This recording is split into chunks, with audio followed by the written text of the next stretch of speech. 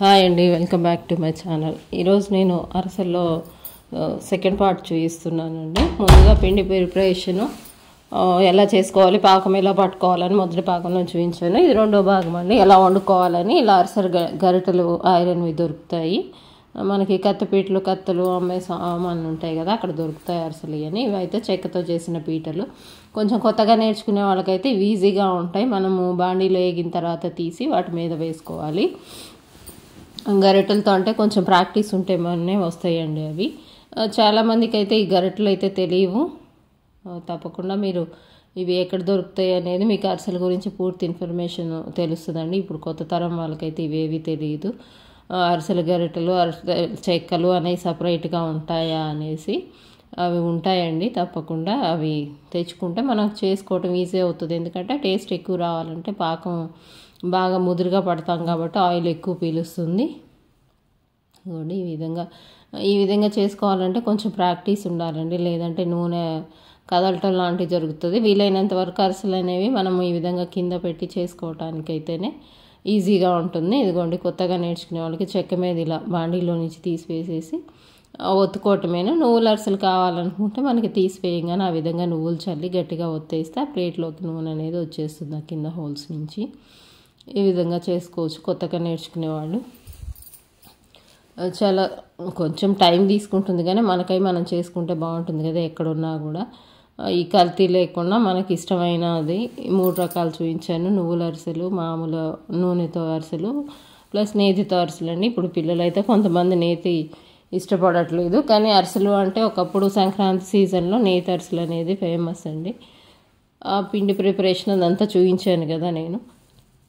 ఇప్పుడు తరం వాళ్ళకు కూడా కనీసము మనం చేసినా చేయకపోయినా కొన్ని మనకు తెలియాలండి. అవి తెలిసి ఉంటే బాగుంటుంది కదా. ఏవైనా కూడా వీడియోస్లో చూపిస్తుంటారు, అదే నిజం అనుకుంటున్నారు. అలా కాకుండా అందరికీ తెలియాలి అనేసి నేను చూపిస్తున్నాను. నా రెసిపీస్ అన్నీ కూడా కొంచెం పాత తరానికి ఉంటాయండి, 50+ కాబట్టి. నేను ఇప్పుడు కొత్త వాళ్ళు ఏదో వీడియోస్ వెళ్తున్నాయి కదా అని చెప్పేసి ఇష్టం వచ్చినట్టు పెడుతున్నారు. ఆ విధంగా ఫాలో అయితే ఎలా ఉంటాయి అనేది అసలు ఊహించడానికి కూడా నాకు కొన్నిసార్లు అనిపిస్తుంది. నేను ఈ మధ్య ఒక వీడియో చూశాను, పిట్టు ఎలా వండాలి అంటే ప్లేట్లో పెట్టారు. ఆ విధంగా కాకుండా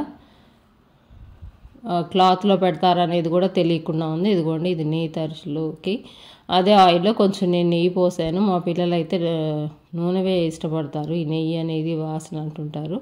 ఆ ఫ్యాట్ అని కొంతమంది తినరు. కానీ ఈ సీజన్లో చలికాలం, మంచి చలికాలం కదా మనకి సంక్రాంతి సీజన్ అంటే, ఆ నెయ్యి అనేది బాడీకి ఆయిల్ అనేది హీట్ ఇస్తుంది, ఫ్యాట్. నేను ముందుగా చెప్పినట్టు మన పిండి వంటలన్నీ కూడా మనకి సీజనల్కి సంబంధించి ఉంటాయండి. ఆ సీజన్కి మన బాడీకి ఏవైతే అవసరమో అవి మనకి ఆ పండగ రూపంలో అన్నా వండుకొని తింటారు అనేవి కొన్ని సిస్టమ్స్ అనేవి పెట్టారు.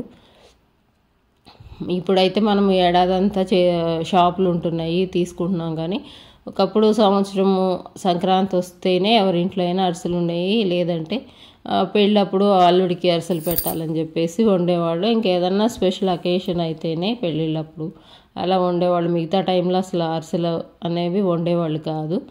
ఇప్పుడు ఏడాది పొడుగునా దొరుకుతున్నాయి కాబట్టి వాటి విలువ తెలియట్లేదు. ఒకసారి చేసుకున్నప్పుడు కూడా ఇందులో 2-3 వెరైటీలు చేస్తారండి.